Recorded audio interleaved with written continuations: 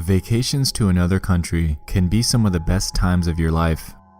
Getting away, experiencing a culture nothing like your own, and traversing through some of the most memorable places on earth are truly something to hold with you for a lifetime. Oftentimes on said trips, warnings are made to stay within the boundaries of where you're supposed to be, whether it be a hotel, a host family's house, or even a resort. It's generally pretty strongly urged to, without a guide, stay on the path set forth in front of you. Unfortunately, many of us have that growing instinct of curiosity. What if we ventured out on our own, ignored the warnings, and truly explored where we were? How badass would that be? Nothing that bad could ever happen to us, right? Except, it can.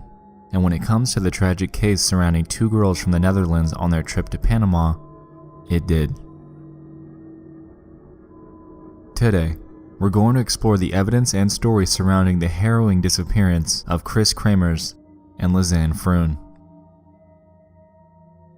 Kris Kremers and Lisanne Froon are two girls from the Netherlands who made their way to Panama to celebrate Kris graduating from school.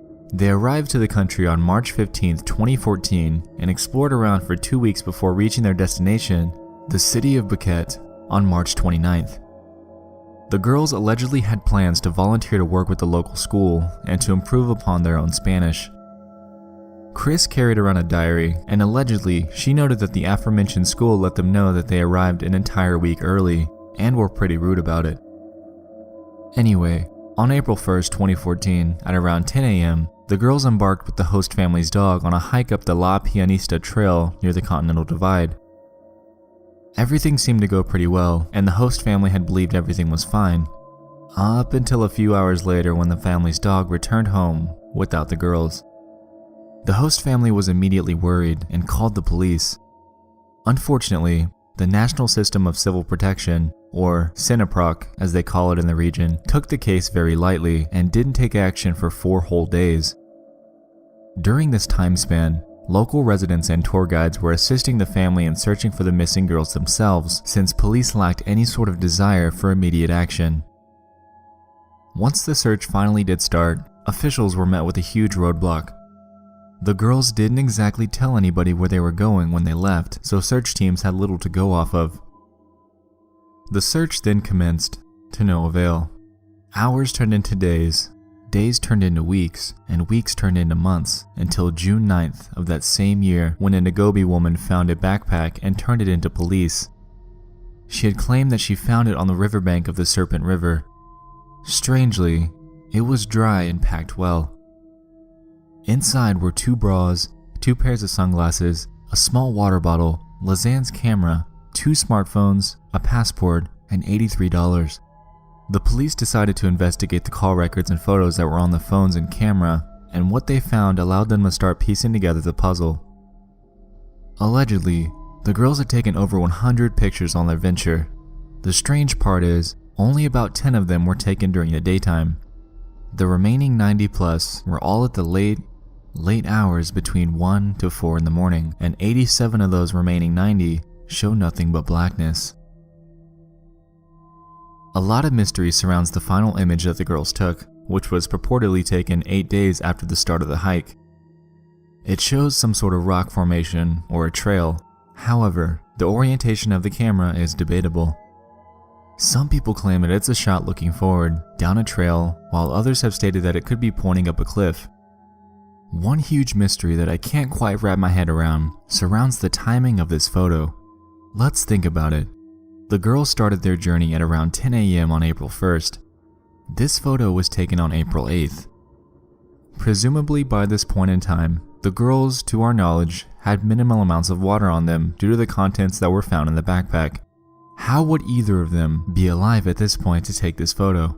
The human body can go anywhere from 7 to 10 days without water, with 10 days being on the less common end of the spectrum. These girls have been out in the jungle all of this time, presumably exhausting themselves while trying to find their way back home.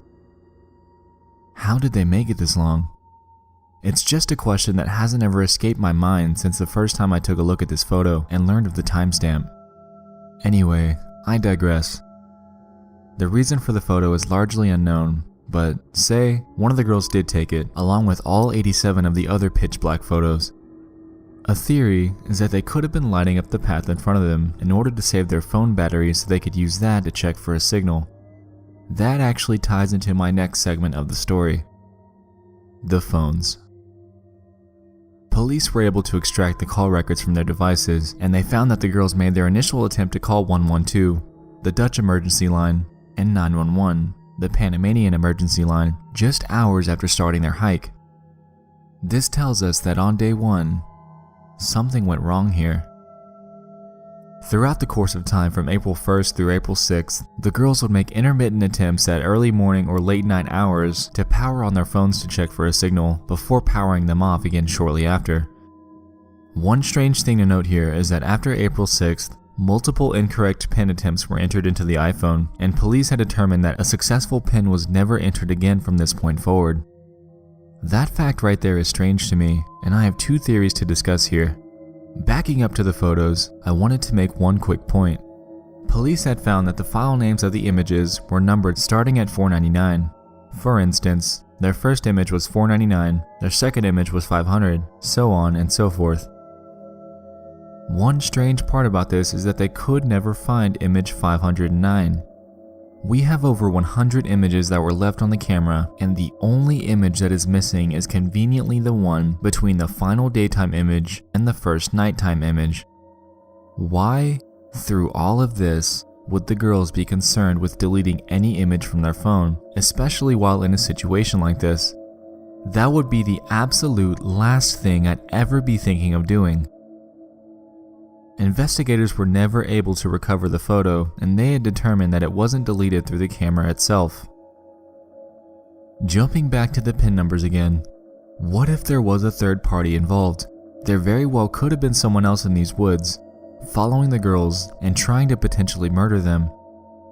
Say this third party was successful, they could be potentially trying to wipe information which, strangely, could be related to the missing photo 509. Now, before you grill me on this theory, hang tight because I have something to back this up shortly. Anyway, the other theory that I have surrounding this is the idea that Kris was either unconscious or dead due to injury or other natural causes and left her iPhone with Lisanne. Lisanne likely didn't know the password to it and made multiple guess attempts at getting into it, potentially to try to make more phone calls or use the flashlight. Since she realized that it was hopeless, she powered it back off and never turned it on again. Back to the investigation. Locals had found Lisanne's shorts upstream from where the backpack was found, and this is where the inconsistencies and glaring holes of police mismanagement come into play. The official story is that the shorts were found neatly folded on a rock. However, according to the guide that found them, they were in an eddy on a river near a monkey bridge. Accompanying these shorts, the locals claimed that they found Kris's boot with her foot still in it and a fragment of Lisanne's pelvis, which appeared to be sun-bleached. They also found multiple bone fragments that belonged to the two girls. However, there were 3 fragments out of all of these that were undetermined. With the photos in hand, the shorts found, and the bones identified, the police had determined that Kris had fallen off a nearby monkey bridge and either went unconscious or dead, and Lisanne had left to go to find help. Since her backpack contained nothing of true use, she ditched it nearby, and with that, her shorts, since they could have been chafing her.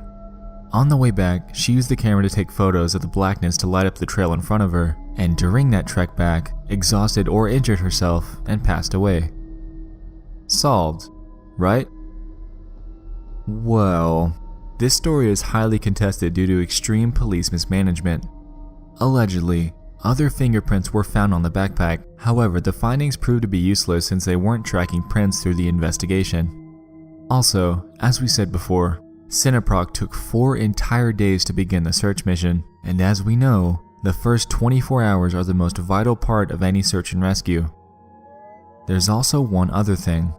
Remember that theory that I had earlier about a third party being involved? Let's gather our evidence that supports that really fast. First, we have a missing image 509, which conveniently bridges the gap between the last daytime and first nighttime image. We have a backpack that was found on a riverbank that was completely dry and well packed. We also have some bone fragments that are belonging to a third party. There are unidentified fingerprints on the backpack. And lastly, Both bodies completely decomposed and were broken apart after just 9 weeks between April and June? Something seems strange here. I say this because just last year, a girl named Catherine Yohannet was visiting the same region of Panama and was brutally strangled to death by her own shirt while she was hiking in the region. To date, only one teen suspect has been identified in the case.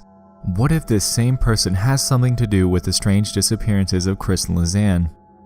It really is strange to me, and something about this case, particularly with the final night image, doesn't add up to me. The tragic death of Kris Kremers and Lisanne Froon is truly a mystery, and I hope that someday some actual answers can be found with this case. While there's much speculation surrounding the possibility of a third party being involved, this very well could be a simple case of going hiking unprepared, getting lost, and dying due to lack of food or water combined with the possible injury. While we may never truly know where these girls went or what transpired on those presumably endless 10 days of agony, we can always speculate with the evidence that we do currently have.